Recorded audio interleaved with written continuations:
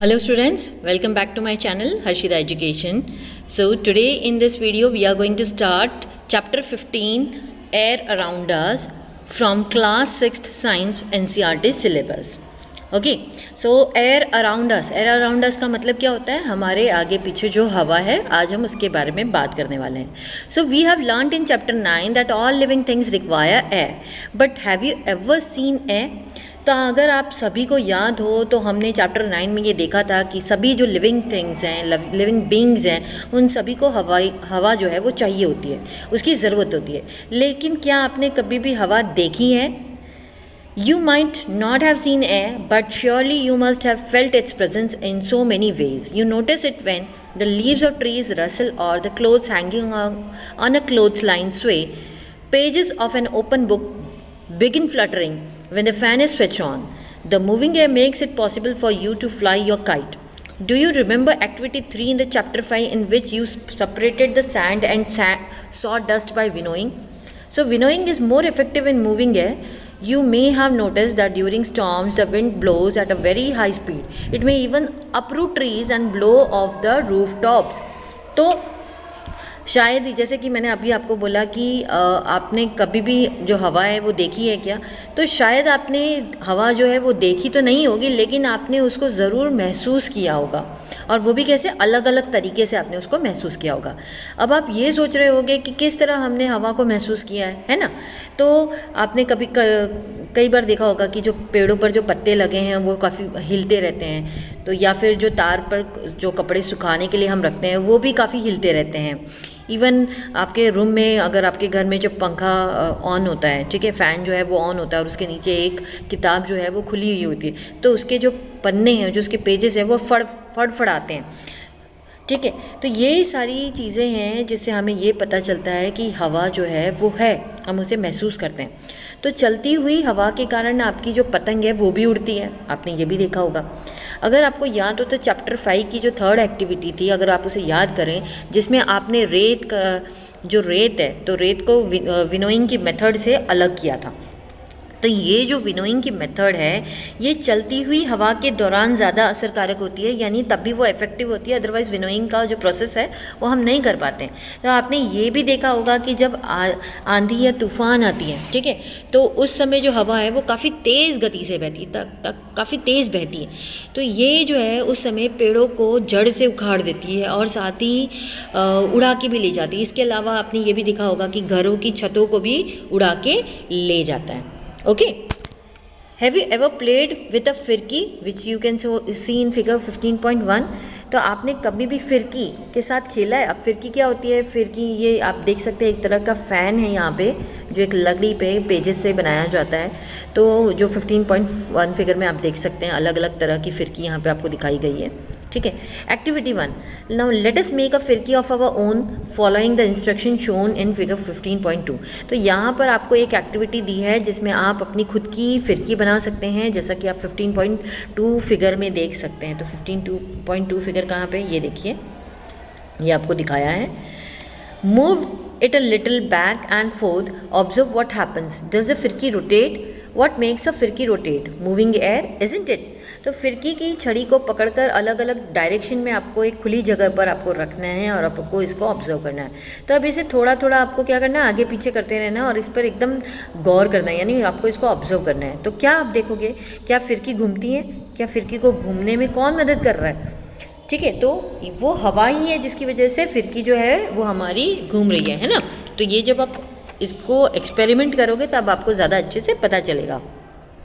Have you seen a weather clock which you can see in figure 15.3? It shows the direction in which the air is moving at that place. तो क्या आपने एक weather clock, जो weather Kock है, उसको देखा है, जिसे आप 15.3 फिगर में देख सकते हैं. यहाँ पे देखिए, एक मुर्गा बनाया हुआ है, इसे हम वेदर कॉक बोलते हैं. तो इससे ये पता चलता है कि उस जगह पर हवा जो है वो किस डायरेक्शन में मूव हो रही है. Okay, now let's move to 15.1 figure. Is air present everywhere around us? तो क्या हमारे आसपास हर जगह जो हवा है वो मौजूद है? Close your fist. What do you have in it? Nothing. Try the following activity to find out. तो आपको क्या करना है इस एक्टिविटी को करने के लिए, मतलब आपको यहाँ बोला गया है कि आप अपनी फीस्ट मतलब मुट्ठी जो है उसको बंद करो. अब उसमें क्या है? कुछ भी तो नहीं है. इस एक्टिविटी को कुछ फाइंड आउट करने के लिए ट्राई करना है हमको। तो एक्टिविटी क्या है? एक्टिविटी 2, लेट्स सी।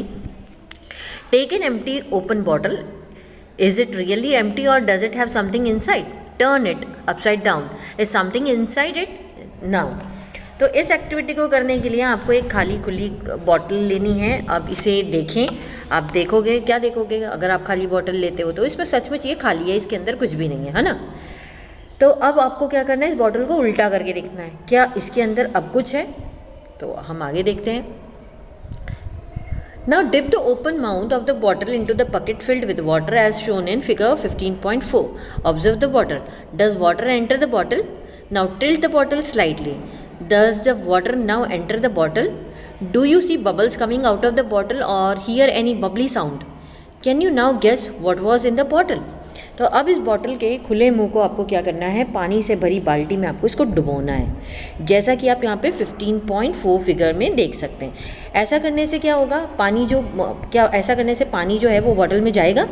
अब बॉटल को थोड़ा सा आप झुका लें, ऐसा करने से एक्चुअली पानी नहीं जाएगा, लेकिन जब आप जैसे ही थोड़ा सा बॉटल को टिल्ट करेंगे, झुकाएंगे, टर्न करेंगे, तो ऐसा करने से बॉटल में पानी जाता है।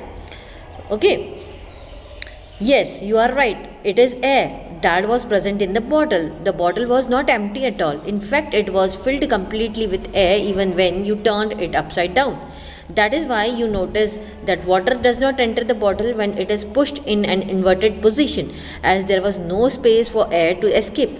When the bottle was tilted, the air was able to come out in the form of bubbles and water filled up the empty space that the air has occupied. तो क्या ऐसा करने से आप जो है वो बॉटल से बबल्स निकलते हुए देखते हैं, या कोई चुलबुली आवाज़ आप जो है वो सुनते हैं? तो क्या आप अंदाज़ा लगा सकते हैं कि बोतल में क्या था? तो यस, आप एकदम सही सोच रहे हो, ये हवा ही है जो बोतल के अंदर मौजूद थी। बॉटल जो है वो बिल्कुल भी खाली नहीं थी, एक्चुअली उसके अंदर हवा थी, लेकिन वो हमें दिखती नहीं है। तो जब आप इसे उल्टा कर देते हैं तब भी ये पूरी तरह से हवा से भरा था। इसलिए आपने देखा होगा कि जब बॉटल को हमने उल्टी पोजीशन में रखा था, उसको हम फोर्स से अंदर धकेल रहे थे, लेकिन पानी उसमें नहीं जा रहा था, यानी कि हवा का एक प्रेशर था और वो पानी अंदर जाने नहीं दे रहा था, है ना। तो ऐसा क्यों था? क्योंकि उसके अंदर हवा के निकलने की जगह ही नहीं थी। तो जब हमने बॉटल को थोड़ा सा टिल्ट किया, जब उसे थोड़ी सी वो झुकी हुई थी, तो हवा जो है, हवा बुलबुले के फॉर्म में वो बाहर आने में एकदम सक्षम थी, मतलब उसको एक रास्ता मिल गया था बाहर आने का, और पानी में उस खाली जगह को भर दिया जो हवा ने कब्जा कर लिया था। Okay, now this activity shows that air occupies space. It fills all the space in the bottle. It is present everywhere around us. Air has no color and one can see through it. It is transparent. तो इस activity से हमें ये पता चलता है कि जो हवा है वो हर जगह पर है, हर जगह पर मौजूद है। ये बॉटल में सारी जगह भर देता है, मतलब क्या? हवा। अब ये हमारे चारों ओर हर जगह मौजूद है।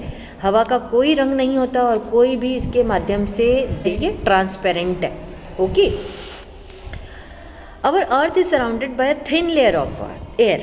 This layer extends up to many kilometers above the surface of the earth and is called atmosphere. As we move higher in the atmosphere, the air gets rarer. तो हमारी जो पृथ्वी है, यानी हमारी जो अर्थ है, वो एक हवा की एक पतली परत से, यानी एकदम थिन लेयर से घिरी हुई है। तो ये जो लेयर है ये धरती की सतह से कई किलोमीटर ऊपर तक फैली हुई है और इसे हम कहते हैं एटमॉस्फियर। तो जैसे हम एटमॉस्फेयर में ऊपर जाते हैं, ऊपर धीरे धीरे जाते हैं, हवा जो है वो काफ़ी कम हो जाती है ऊपर जाते जाते। ओके, आप यहाँ पे देखिए, ये 15.5 जो फिगर आपको दिखाया है, mountaineers carry oxygen cylinders with them. तो 15.5 फिगर में आपको ये दिखाया है कि जब जैसे जैसे जो लोग हैं वो ऊपर जाते हैं, हाई एल्टीट्यूड पे जाते हैं, तो वहाँ पे क्या होता है, जो एटमॉस्फेयर में जो हवा है वो काफ़ी थिन हो जाती है, मतलब काफ़ी पतली हो जाती है, रेयर हो जाती है, इसलिए उनको ऑक्सीजन सिलेंडर लेके जाना पड़ता है। Now can you think mountaineers carry oxygen cylinders with them while climbing high mountains, which you can see in figure 15.5।